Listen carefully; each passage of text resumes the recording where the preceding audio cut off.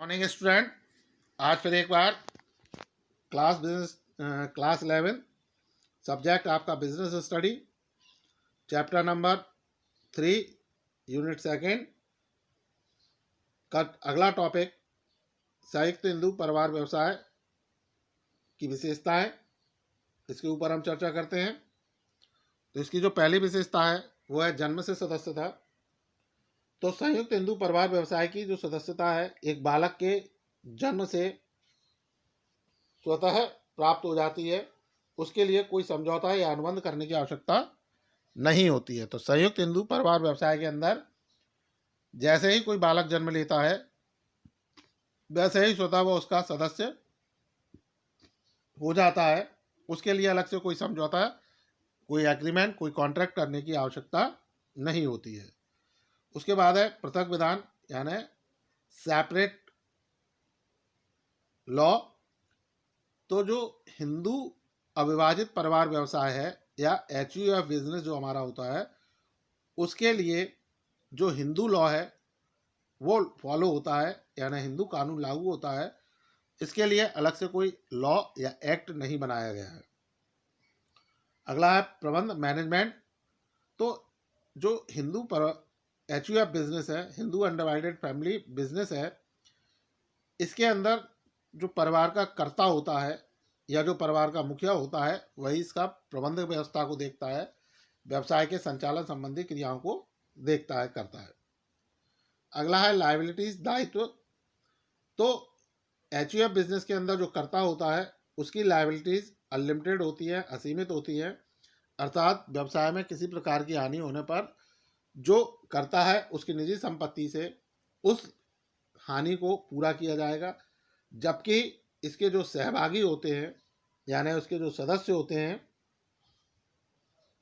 उनकी लायबिलिटीज उनके शेयर तक लिमिटेड होती है। यानी जो सहभागी जितने हिस्से का सदस्य है, जितने हिस्से के सदस्यता लिए हुए, केवल उसकी लायबिलिटीज वहां तक सीमित रहेगी, उसे उसकी निजी संपत्ति से उस हानि की पूर्ति नहीं करनी होगी।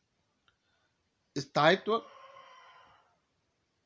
इस व्यवसाय में कर्ता की मृत्यु होने पर अगला वरिष्ठ सदस्य कर्ता बनकर व्यापार का प्रबंधन व नियंत्रण करता है। इस प्रकार व्यवसाय में स्थायित्व बना रहता है, यानी स्टेबिलिटी, स्थायित्व। तो इस बिजनेस में स्थायित्व रहता है, अनिश्चितताएं नहीं होती हैं, क्योंकि जैसे ही उस परिवार का जो वरिष्ठ सदस्य या कर्ता है उसकी मृत्यु होने पर उसके बाद उस परिवार में जो वरिष्ठ सदस्य होगा वो कर्ता के रूप में व्यवसाय के प्रबंध और संचालन संबंधी क्रियाओं को करेगा। तो इस तरह से इसमें स्थायित्व बना रहता है।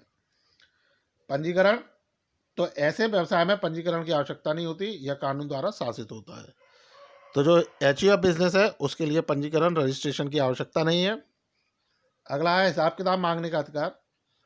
तो HUF बिजनेस के अंदर जो मेंबर्स होते हैं, सदस्य होते हैं, वो कर्ता से व्यवसाय का हिसाब किताब मांगने का अधिकार नहीं रखते। यानी इस बिजनेस के अंदर, HUF के अंदर जो करता है उससे बिजनेस का कोई भी हिसाब किताब मांगने का अधिकारी नहीं है, कोई उससे हिसाब किताब नहीं मांग सकता। अनुबंध का अधिकार, तो HUF बिजनेस के अंदर जो कर्ता के अतिरिक्त अन्य सदस्यों को अनुबंध करने का अधिकार नहीं होता। तो HUF बिजनेस के अंदर जो भी करेगा, यानी अगर किसी से कोई कॉन्ट्रैक्ट करना है, एग्रीमेंट करना है, कोई डील करना है, तो वो केवल कर्ता द्वारा की जाएगी। परिवार के किसी अन्य सदस्य द्वारा कोई भी एग्रीमेंट या कॉन्ट्रैक्ट नहीं कर सकता, उनके पास ये राइट्स नहीं होते हैं। सो स्टूडेंट, आपको HUF बिजनेस की विशेषताएं समझ में आई होंगी। इनसे संबंधित किसी भी डाउट्स के लिए, क्वेरीज के लिए आप कॉन्टैक्ट करें, संपर्क करें। So thank you.